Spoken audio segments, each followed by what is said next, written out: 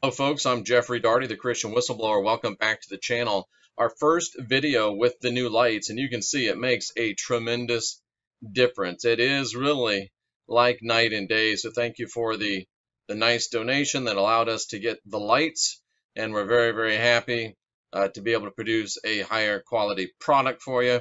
As soon as I can get out of here, I've got a new background to go ahead and put up as well. So just a little bit of work to do on that, but thank you so very much. And just a nice little news segment here. I want to talk to you.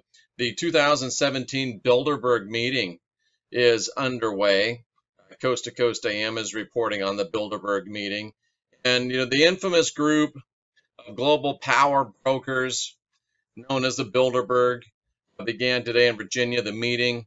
It is a controversial conclave. It's long been suspected by conspiracy theorists of being the place where the powerful elite plot to use their influence to guide world affairs. We're going to look at that in just a second. And although the meeting and the discussions there are highly secretive, the organization, at least officially, shares an agenda for the event, which may prove to be a glimpse of what they're actually talking about. Now, you know, it's certainly not an exhaustive list of what they're doing, but it just kind of gives an idea of what they're doing. You know, Trump administration progress report, transatlantic relations, and can globalism be slowed down? And of course, they don't want it to be. Why is populism growing? Russia, nuclear proliferation, and obviously, you know, these are things that they put it out there. But is this really what they're talking about? Well, these things are probably going to be mentioned, but who knows if that's really what they're talking about. So they're at least trying to feign a little more openness. And among those trends, as we saw, populism, globalization, the war on information are part of the agenda for this year. And here's some of the people that are going to be there. Lindsey Graham. Oh, that guy's funny. Tom Cotton, McMaster, H.R. McMaster, Peggy Noonan. You know, that's surprising. David Petraeus, Wall Street Journal's Peggy Noonan, of course. 130 or so attendees, high-powered finance and industry leaders. And we will never know exactly what's being discussed by these individuals. We do know that what they talk about is going to definitely have an impact on our world. But, you know, this whole thing about the Bilderbergers, it gets thrown around, and in conspiracy circles and in alternative information circles like we're in, it's all the Bilderbergers, the Bilderbergers. I don't think many people actually know what it is. And the reason that it's called the Bilderberg is because the first conference that they ever held was in the Bilderberg Hotel. And it's usually, like we saw, 120, 150 people. And they are the political elite. They are the industrial elite, finance elite, academia elite, even sometimes the media elite. The first time that it happened was in 1954.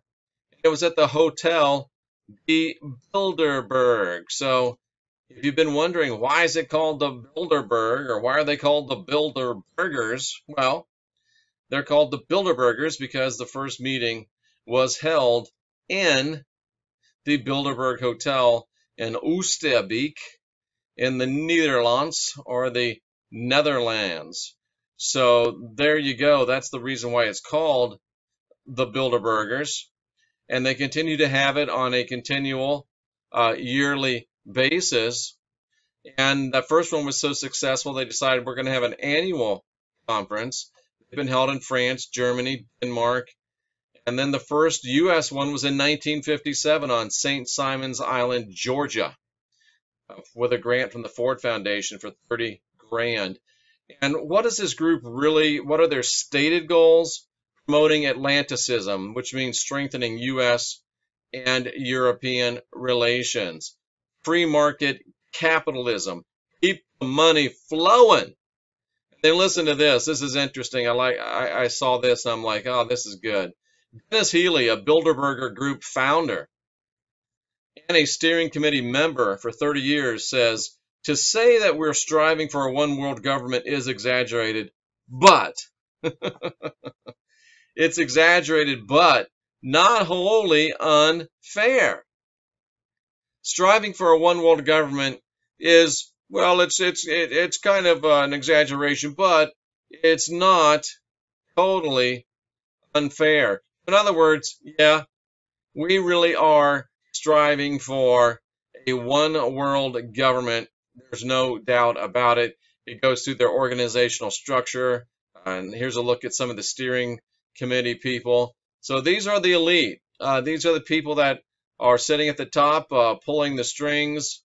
These are the people that, are doing a lot of the nefarious things behind the scenes. But it's important to note that they are meeting. It's important to note that I think that we're having at least some effect by causing them to open up and at least present a bogus agenda.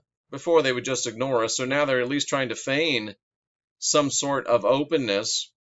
So now you know where the Bilderberg meeting came from, where the name came from. You know what their stated agenda is. You know that they admit that they're working to do everything they can to make a one world government. And of course, the key to any one world government would be U.S.